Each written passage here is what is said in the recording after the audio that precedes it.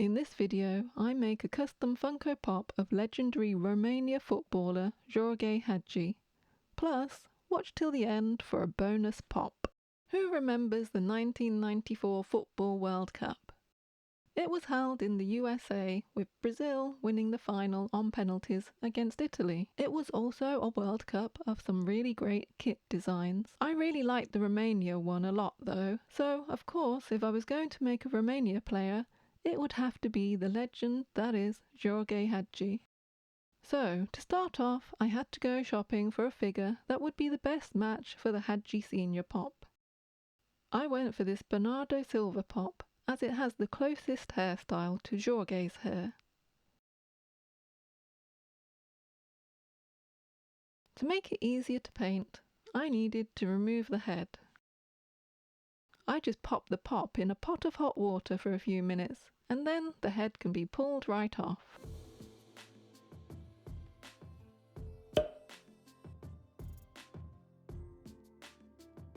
There are some quite prominent mould lines on this figure, so I use an emery board to smooth them out. And once that is done, it is time to prime. I'm using Vallejo Mecha Grey Primer.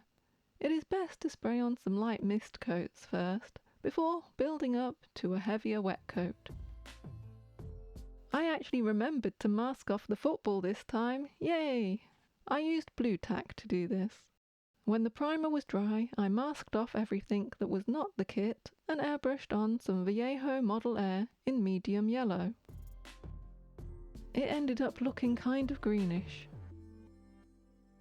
So, I resprayed everything in white in the hope that this would make the yellow look more vibrant, and also less green of course. Then I resprayed the yellow, and I think it definitely looks better. I then sprayed the head in Vallejo Premium Flesh Tone. Next up was the hair, but then disaster struck. My spray booth died as I was about to spray, so while I waited for the new part to arrive, I got on with painting the arms, legs and neck.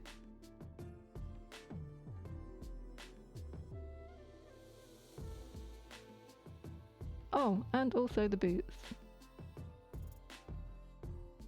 I was still impatiently waiting for the part for my spray booth to arrive, so I got on with making the decals. I couldn't find a font that matched the shirt number font, so I just made the 3D effect on the number 10 myself. I used Affinity Designer pen tool for this. Before I print the final decals on actual decal paper, I print off the designs on plain paper. This is so I can gauge what size of decal will look best on the figure.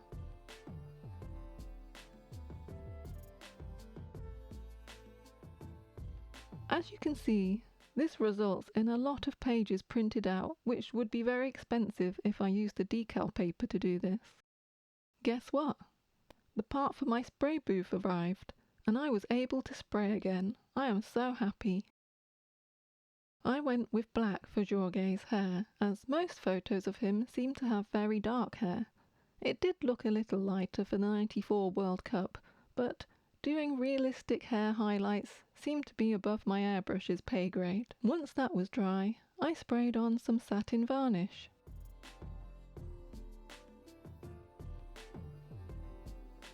Okay, back to the decals. I printed the decals onto clear decal paper, as I was going to be putting them on top of a pale colour. I mean, that would be fine, right? We'll see. Oh no, it is not fine. The blue looks dark green, and the badge, which has some white in it, now has lots of clear gaps, as I do not own a printer which prints white. Anyway, to fix this, I cut a small circle from an existing white decal sheet as a base for the clear decal badge. I may or may not have tried to stick the backing paper on here instead of the actual decal. Whoops.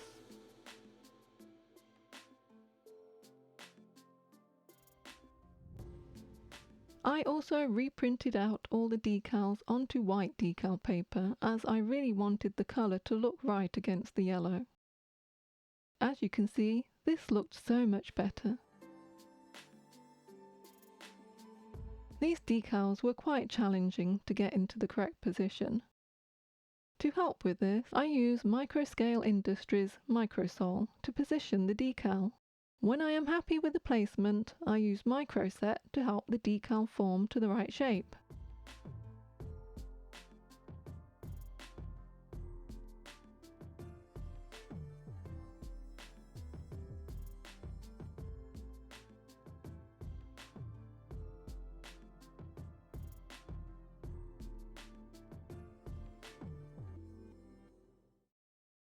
I also use decals for the eyes and eyebrows as it is easier than hand painting those.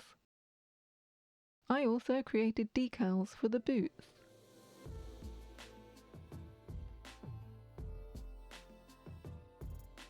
So, usually I just paint the football with some black panels, but this time I decided to have a go at recreating the design of the official match ball for the World Cup '94.